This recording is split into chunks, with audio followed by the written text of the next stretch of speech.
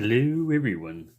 So, yesterday when I went out and got those other crappy locks, I also went by the Ace Hardware store and picked up one of these. And I thought, I'll do an out of the packet pick on it also. And, there's the 48 millimeter, 1.78 inch, double locking. And then back here it says, 5,000 pound cut resistance, pry resistance, but here's what we care about: 5 pins. Now, what I can say about these Ace padlocks, they say they're manufactured in China for Ace Hardware. All right, so there's something about them, and I'm gonna buy another one because I'm gonna leave this one as it is. But I can, if you look just right, I can see where the holes are for the caps there, and I'm gonna use. I can't remember if it was Potty or Foxy that used a little hammer to kind of tap on it to push them in, and then you just drill them out. Before I would grind these down. I mean, it would really look like a Frankenstein lock, but I'd grind the thing down to the spring, and then I'd thread that if I wanted to keep it as a padlock, and it looked gaudy. But the better way is to do it that way. But I may sacrifice one to find out what they're using there, because they're spools, and you can probably see fast forwarding in this because, like I said, I cut it out of the packet.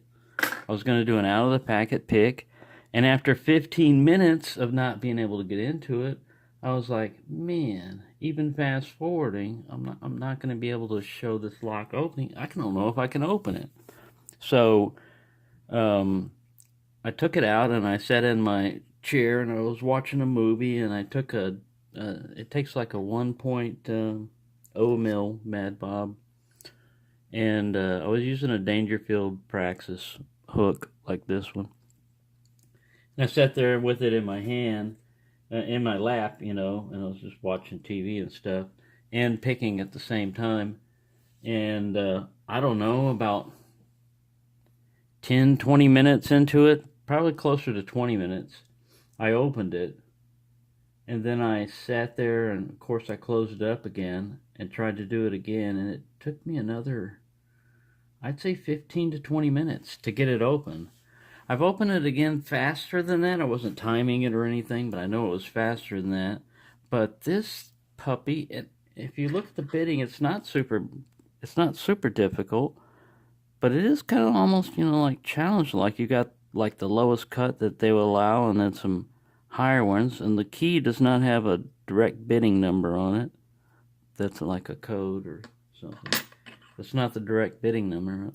So anyways, I'm going to try. I know I've run my mouth already. It's like 3 minutes. I'm going to try to pick it in the vise. I've never picked it in the vise. All this has been in hand, and I've never done it on camera. I tried. I tried to get it on camera, but like I said, who's going to watch 15 minutes of getting nowhere with a padlock that looks like a Chinese padlock? But if you can ever get a hold of these things, that's why I've given them away. Most of the ones I have, given away in the lock sport community, because the hardware store is only like a mile and a half from my house, from my apartment, and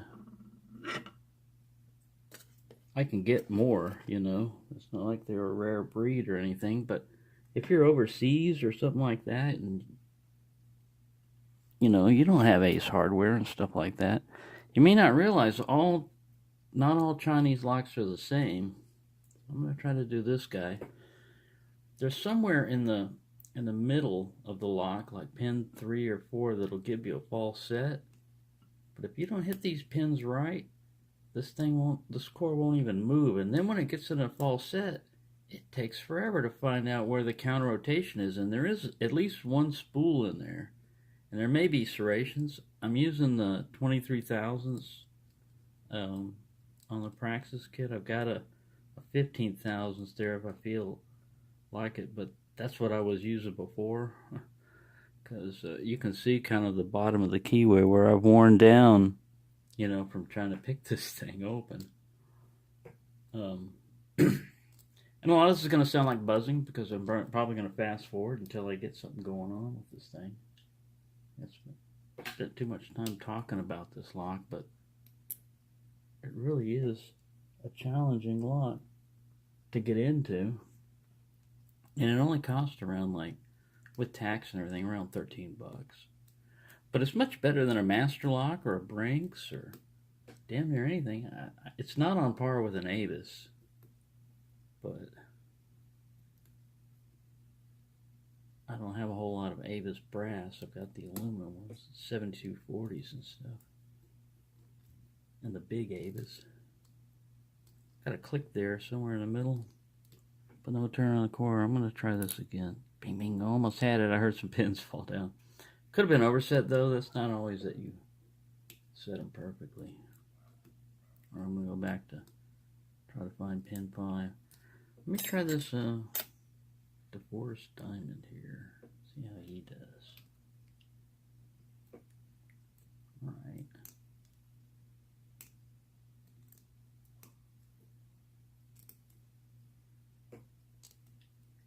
They've got a size limit on the dogs you can have in this apartment complex too. Like, can't be over like 35 pounds. So guess what? You get a lot of Chihuahuas and stuff, but they're not very, big, yeah, but they also bark a lot. They're very alert. That's what they're designed for, is alert of any movement or people or pets, and they do that. That voice carries. Ooh, ooh, ooh. See, now there's that false set I was talking about. I just jumped into it. Now we'll see how long it takes to get into the sky after that false set. I may switch a pick, but like, the moon is freezing up pretty good. I'm probably gonna lose everything trying to set him. Yep. No, he went back. But I heard pins drop. I think I lost my false set. It's a tricky little lock. I don't know how I did that in my hand, but I was counter rotating and everything. The vise is pretty handy. Oh, see, I just lost everything. Alright, let me try a different pick. See if that helps. I'll try this little Southward Max. Yeah, see, this is like, Southward Max was like 20-something thousands, and I could feel that warding. You're better off with a 15,000, but I don't know where he's gone. I've lost a pick. You've lost more than a pick. True, true. I don't know what this guy is, but this Sparrow's like 20,000s or so. That's kind of a DeForest ball. See if I can get that false set back. The times that I've opened it before, pin 1 was the last one I had to manipulate. And if you look at pin 1, I think that's because I was avoiding him so much. It's such a low cut. There's the guy I was using there. This is the Dangerfield in 23. This is the pick that I've been using to get this thing open. I have to learn to edit the video because the middle of it where I got that false set and lost it is really about the only good part of that. And I've gone through 8 minutes already. I mean, the description of the lock and the beginning of the story of the Ace padlock. That might be good. But this part right here, where you're getting nowhere, oh, click, click, click. Like I said, it could have been overset. So if you get into a false set, you know you're doing good because you've got part of a spool in the rotation of the core, and all you've got to do is back off tension a little bit. You can't go too crazy with backing off tension, let all the pins fall, but you still apply pressure and back off tension, and it kind of guides itself back in. You can kind of, like that one, you can feel it when it goes in there, and you just go and look for the binder, but this guy's too thick. I'm gonna have to get, sorry, I'm gonna have to dig for this 15,000s. got it over here.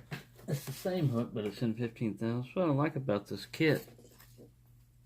These 15,000s are tough too. I've used this thing, and there's a very little bow to it, but they're pretty tough pigs. Now, there's some controversy going on about the Mad Bob Paragon. All I can say is I don't own a set, so I can't say. But a set that I do own, and I can say about, is the Mad Bob's Ghost Pro set.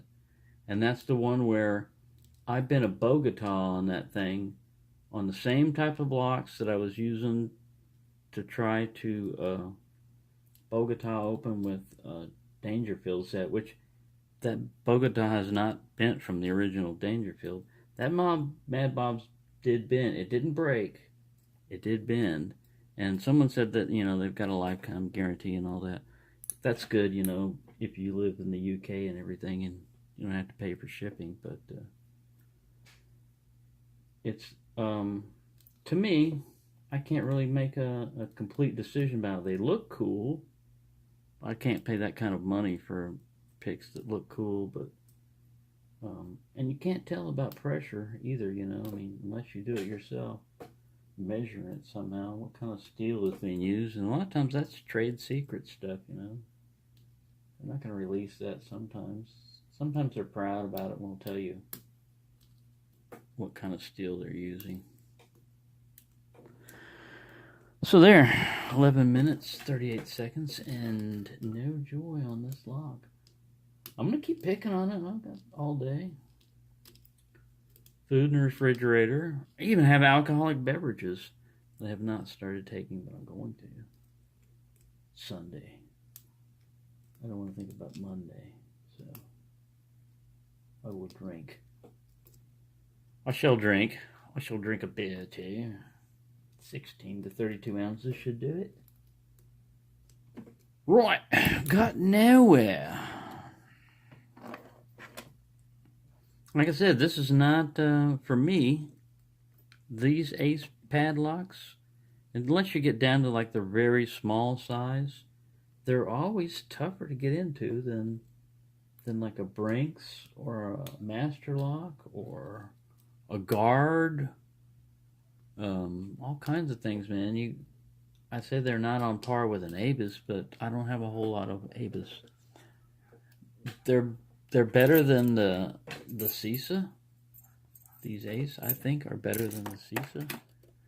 The CISA's a good lock, but I got into it a lot quicker, and I've never picked an Italian lock before. I got it a lot quicker than I have. Ooh, there we go. Finally. So look at that, 13 minutes. Of course, a lot of that was me rambling on, and some of it I may fast forward so you hear like buzzings and stuff. But yeah, this lock is not easy to pick open, which makes it fun. You know, it's kind of one of those like intermediate locks. It's not super hard, and after a while I'll probably learn his tricks and everything. But they're not super easy, also. So there you go, solid brass, high security, 1 7/8 inch. Here's the model number 54543. I believe that's the model number. Yep, they repeated it on the back, so it's got to be the model number. So thanks for watching. I hope everyone's having a good time, and have fun picking, because I do, man. I enjoy myself when I'm picking. If it gets too rough or lock gets too difficult, there are these ways to get rid of that lock. You know, you can send it to another picker. You can eventually pick it open yourself. Or you can put it in a naughty bucket. And I only have one challenge lock that I'm thinking about on that one. But I will try that one again before I give up on it. I do have someone I can send it to. I have multiple people I can send locks to that if I can't get into, they'll have fun picking them. So again, thank you for watching, and happy picking.